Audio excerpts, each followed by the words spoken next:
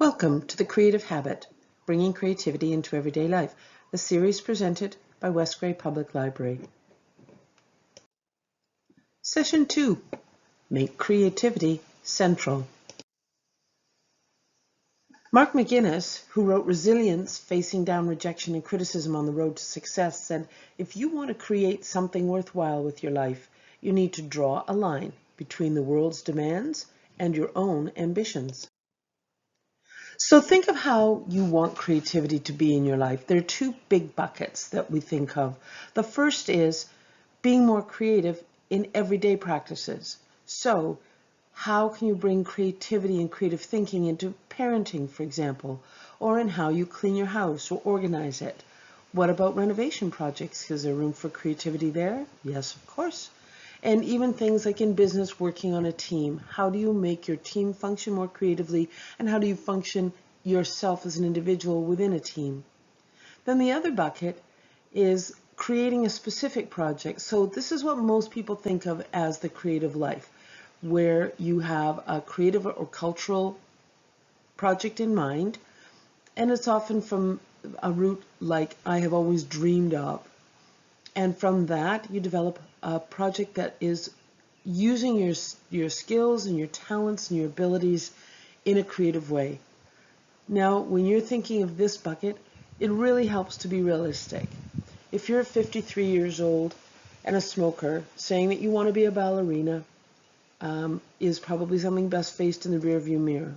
But other projects that have an artistic component could include things like writing a novel or sculpting or learning to paint or producing some other form of artistic endeavor. It might move into other circles as well. It could be something like you have an aspiration to be famous. It could be that you have an idea for a business that you'd like to get underway and you want to use a creative approach to it. Or it could be something that uses skills and abilities from another life or another interest, like installing a therapeutic garden. These are all examples of things that may or may not fit into the artistic framework, but can be done as an artistic project.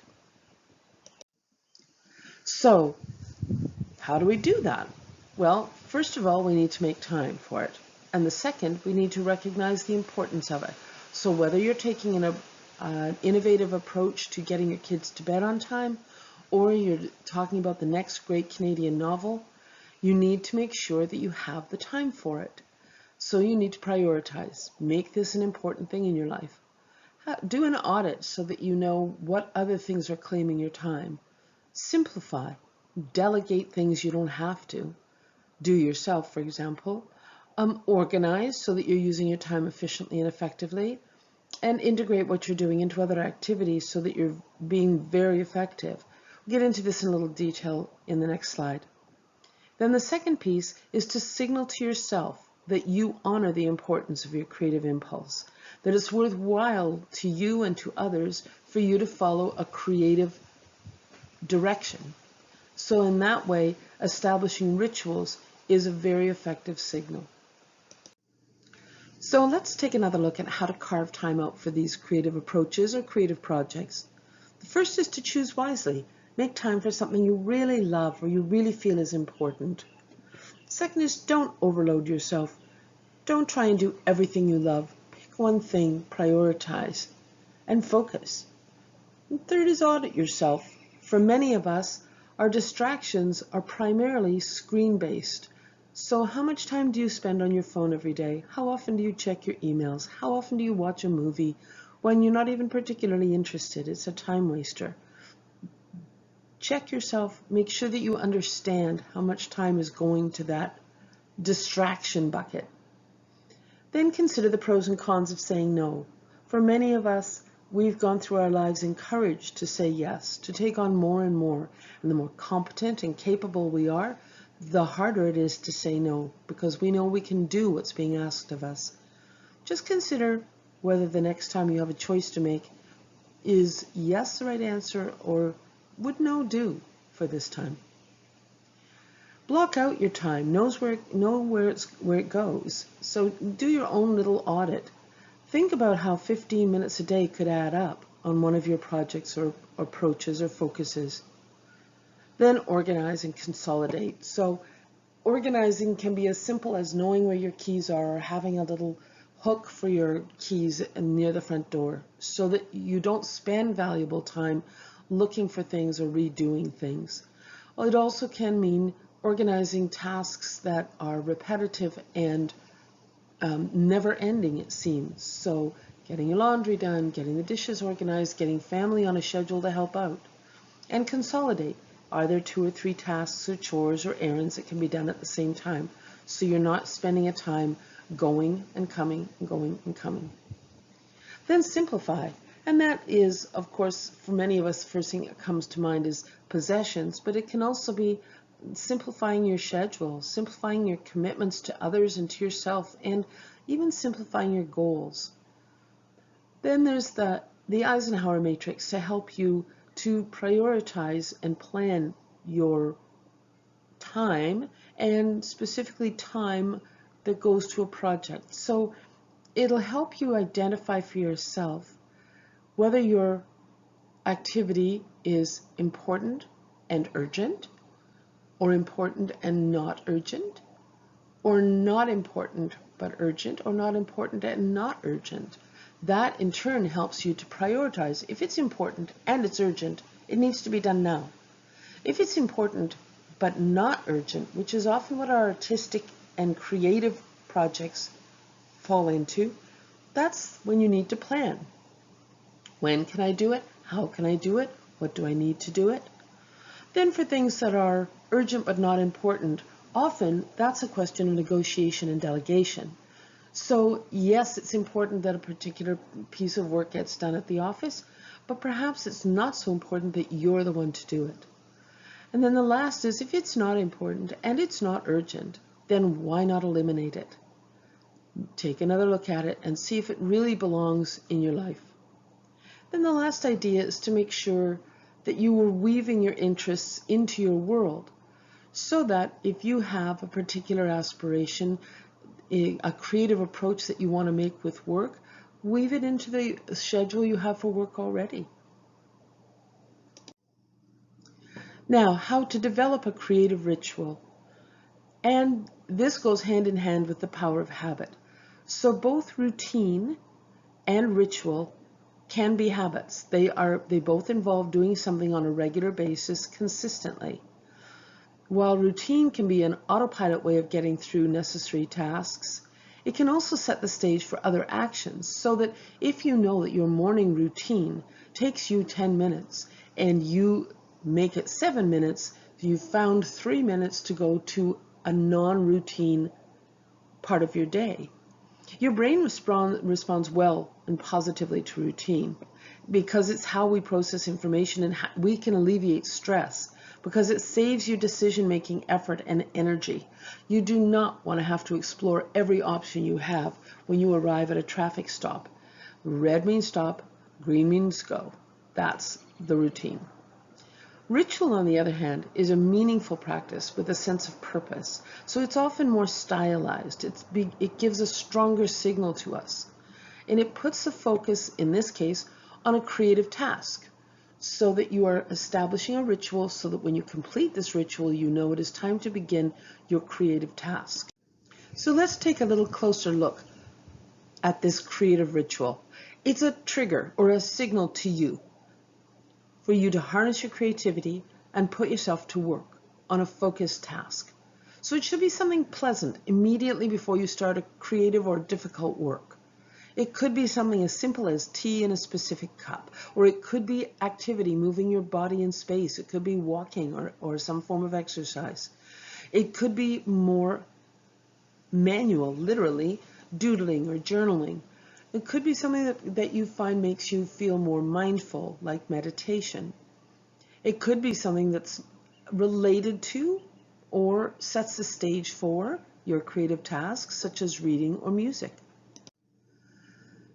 You know, each week we look at something that's simple to implement, something that takes a little bit more effort, and something that requires a deeper dive. So the quick and dirty options for this week for you to just try the aspect of time and how it relates to a creative project that you feel passionate about is first to make your creativity intentional once a day. when you're faced with a problem or a puzzle or a decision, simply look for a second right answer.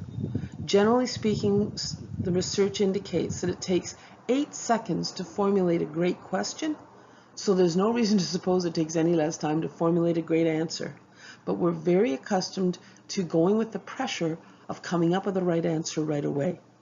And that's often, it can be something as simple as, what are we having for dinner? Or a question from your kids, to a bigger, stronger, more profound question. So look for a second right answer. And then, if that feels good, look for a third. The next one is to use your time differently. So turn your thoughts and intentions to creative thinking or a creative project or a creative approach while doing a routine task that doesn't require concentration. So if you're folding the laundry, there's no reason that your mind needs to stay on the laundry all the time. Some of your jumpstart options, these are the take a little bit more effort. So the first is to create a ritual. Signal to yourself that it's time for you to put creativity at the forefront. Make sure it's consistent so that you can recreate it day after day or week after week, and that it serves a purpose. And that purpose is essentially to set you on the path for creative thinking. So incorporate an additional sense. That helps a lot of people. If you're used to, say, a cup of tea and you add an essential oil into the atmosphere, it's an additional sense that's being engaged. So for many people, going outside, spending a little time in nature, or at least getting a breath of fresh air is extremely helpful. Some people try silence, even if it's a minute of silence before you begin a creative project, or it could be silence as you contemplate something, a beautiful image, or even an object that you find pleasing. And make sure that you're comfortable. There's nothing more distracting than a scratchy sweater or an unpleasant chair. So make sure that you're in a place that you enjoy and that you can sit comfortably or work comfortably. The second option is to start with 15 minutes. So schedule into your day time to put creativity at the forefront. That's a time when all the screens go off. As much as possible, you are isolated, or at least close to isolated, feeling yourself alone. Then you use that time either to get the chores completed that you have to get completed so that you have a chunk of time later in the day, or you use that 15-minute chunk of time directly for work on a creative project. So it could be, again, an artistic, business, home-focused, whatever you view as a project that deserves your creative attention. Then the deep dive options. The first is an exercise that comes from a book on creativity, and I will provide that link later, and that's called Make an Hour. So the first day, day one, you set a timer for 20 minutes, something with a big long bell at the end of it. Try not to use your phone. And during that 20 minutes, you do nothing. You don't do tasks. You don't check out screens. You don't wander around. You don't go for a walk. You sit and you do nothing. This is to give you an idea of how long 20 minutes is. On day 2, you set that same timer for 40 minutes. And again, you do nothing. It is a time for stillness and to recognize just how long 40 minutes takes and how much it can be filled. Then in day 3, you set your timer for 60 minutes, and that's when you do something. You work on a creative project. You investigate possibilities. You focus your attention on whatever engages you creatively. Think about how it works at the end of that time, and that will give you an idea of how valuable an hour really is. Then the second option is to build your time. So build time for creativity into your day for the next week, very deliberately. You get up 15 to 30 minutes earlier in the morning. Use that time for something that interests you or has been bugging you. Sometimes it's problem solving, but often it's just to give yourself a clear space that's unclaimed and that you don't need to feel guilt about using. At the end of that time, that 15 or 30 minutes, you record a one-line statement about what you did with that time. It can be on your phone, it can be recorded in a journal for the purpose, whatever works for you so that you can check back on it. I highly recommend that you write it down. And if possible, write it down in longhand. Even if it's one sentence, it helps bring you back when it's written to the circumstances after your creative time. Just a very quick, unfortunately with our series here, there's not enough time to investigate some of the creativity models very deeply, but it's wonderful to know that these models exist and that there have been people who spent a good deal of their lives and careers formulating models to help people understand how creative thinking works and how to incorporate it into their own lives. So Alex Osborne was actually an ad executive on Wall Street in the 40s and 50s, and he developed this model, adapted it from the Torrance model we talked about last month. And it's a balance between analysis and imagination. So some people were critical of the early creative thinking models because they were focused on imagination and speculation. And it was very difficult, these critics argued, for it to be brought into the everyday world. Alex Osborne, and in conjunction with another practitioner called Sid Barnes, the Osborne-Parnes method developed a balance between analysis and imagination that began with orientation, what is described in the Osborne-Parnes method officially as mess finding, so that it's usually prefaced by wouldn't it be nice if, or wouldn't it be awful with, if, and that's an exploration of a sort of vague issue or big sprawly problem, often characterized as an iceberg, so only the tip shows, but it's all over the place, kind of a mess. Then the preparation. So in the earlier model we saw that this would be the investigation component, and so you gather data and impressions and perceptions. Then there's the analysis, so you break down this relevant material. And then the ideation, which is the imagination section, so that you pile up alternatives by way of ideas. And this was generally where the classic brainstorming model started, which was strive for quantity, so look for a large number, piggyback on other people's ideas, defer judgment, so there was no that's stupid or that won't work. None of those killer phrases were allowed to happen. Then there's an incubation portion, which is in other models as well, where the problem at hand is put aside for the time being, and the people working on the problem or the person working on the problem works on something else, so that it just allows other strands of the tapestry to weave their way into the problem, and also lets some of the disparate ideas collect. Then there's synthesis, putting the pieces together. In some models would be considered illumination. For others, it's considered another analytical exercise. And finally, there's evaluation. So you judge the resulting ideas, often in terms of how they can be made into an action plan, and also how you can evaluate the action plan later. So this is quite a flexible thing.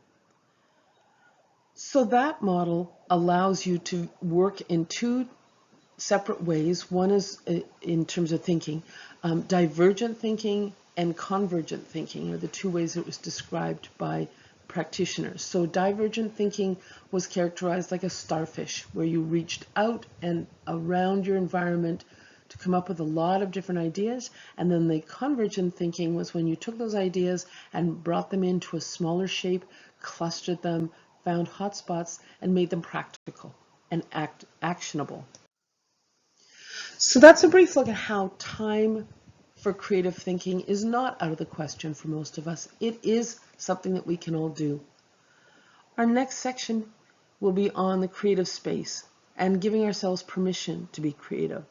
I hope you'll join me next month at the end of the month for our next installment. Thank you for joining us for The Creative Habit. My name is Kim Culkin, and I'm with the West Grey Public Library.